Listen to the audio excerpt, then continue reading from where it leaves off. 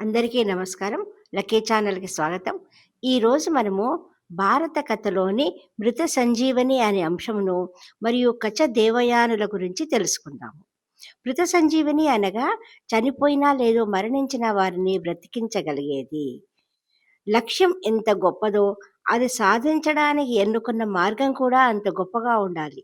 లక్ష్య సాధనకి ఎంచుకున్న మార్గం గొప్పగా ఉంటే మనిషి ఉన్నత స్థితికి కలుగుతుందని ఈ కథ ద్వారా తెలుసుకోవచ్చు. దేవతలకు గురువు బృహస్పతి, రాక్షసులకు గురువు శుక్రాచార్యుడు. ఇద్దరూ విద్యలో సమానులే. కానీ శుక్రాచార్యుని వద్ద మృత సంజీవిని విద్య ఉంది. ఆ విద్యా ప్రభావంతో చనిపోతున్న రాక్షసుల్ని శుక్రాచార్యుడు బ్రతికిస్తున్నాడు. దేవతలు దానవుల మధ్య ఎన్నోసార్లు యుద్ధాలు జరిగాయి. దానవులు పెద్ద సంఖ్యలో చనిపోయారు. కానీ మృత సంజీవిని విద్య వల్ల బ్రతుకుతున్నారు. క్రమంగా దేవతల సంఖ్య తగ్గిపోతోంది, దానవుల సంఖ్య పెరుగుతోంది. దేవతలు ఈ ప్రమాదాన్ని గుర్తించి తమ గురువు బృహస్పతితో చర్చించారు. బృహస్పతి తన కుమారుడు కచుడు శుక్రాచార్యుని వద్ద శిష్యరికం చేసి ఆయన మనసు గెలిచి మృత సంజీవిని విద్యను గ్రహించగలిగితే దేవతలకు శుభం కలుగుతుంది అని చెప్పాడు. తండ్రి పక్కనే ఉన్న కచుడు ఆనందంగా అంగీకరించి శుక్రాచార్యుడి వద్దకు వెళ్ళాడు. కచుడు శుక్రాచార్యుడికి ప్రణమిల్లి తాను బృహస్పతి కుమారుడనని పరిచయం చేసుకున్నాడు. తనను శిష్యుడిగా స్వీకరించమని ప్రార్థించాడు. కచుడు శత్రుపక్ష గురుపుత్రుడు. తన వద్ద శిష్యరికమేమిటి అన్న ఆలోచనలో శుక్రాచార్యుడు పడ్డాడు. ఏ విధమైన దోషం కనపడలేదు. శిష్యుడిగా స్వీకరించాడు. కచుడు గురువుని భక్తితో సేవించుకొని ఆయన మనసు గెలిచాడు. కచుడి అందచందాలకు ఇష్టపడి శుక్రాచార్యుని కుమార్తె దేవయాని కచుడిని ప్రేమించసాగింది. రాక్షసులకి కచుడి రాక ఏమాత్రం ఇష్టం లేదు.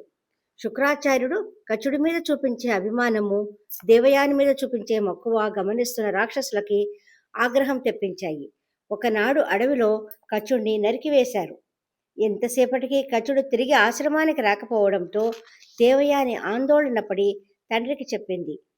శుక్రాచార్యుడు దివ్య దృష్టితో జరిగింది గ్రహించాడు. వెంటనే మృత సంజీవిని విద్యతో బ్రతికించాడు. రాక్షసులు మరొకసారి కచుడిని చంపి కాల్చివేశారు. శుక్రాచార్యుడు మరలా బ్రతికించాడు. ఇక లాభం లేదనుకుని రాక్షసులు మరొకసారి కచుడిని కాల్చి చంపి ఆ బూడిదను పానీయంలో కలిపి శుక్రాచార్యుడి చేత త్రాగించారు. దేవయాని గగ్గోలు పెట్టింది. కచుడు తిరిగి రాలేదని. శుక్రాచార్యుడు తన దివ్య నేత్రాలతో ముల్లోకాలు వెతికాడు. చివరకు తన కడుపులోనే కచుడి భస్మం చేరిందని గ్రహించాడు. మొదటిసారిగా శుక్రాచార్యుడికి ఒక పెద్ద సమస్య ఎదురయింది. తన ప్రియమైన కూతురు ఏడుపు తట్టుకోలేకపోతున్నాడు. కచుడిని బ్రతికిస్తే తాను మరణించవలసి వస్తుంది. బాగా ఆలోచించి తన కడుపులోనే కచుడికి ప్రాణం పోశాడు. మృత సంజీవిని విద్యను బోధించాడు. శిష్యా, నా ఉదరం చీల్చుకొని బయటకురా, వెంటనే నాకు జీవం పోయి అయ్యి అని కచుడికి చెప్పాడు. కచుడు గురువు చెప్పింది చెప్పినట్లుగా చేశాడు. కచుడు దేవలోకానికి బయలుదేరాడు. దేవయాని తనను పెళ్లి చేసుకోమని కోరింది. గురుపుత్రిక చెల్లెలితో సమానమని తిరస్కరించారు. దేవయాని మృత సంజీవిని విద్యని ఒక పని చేయకుండుగాక అని శపించింది.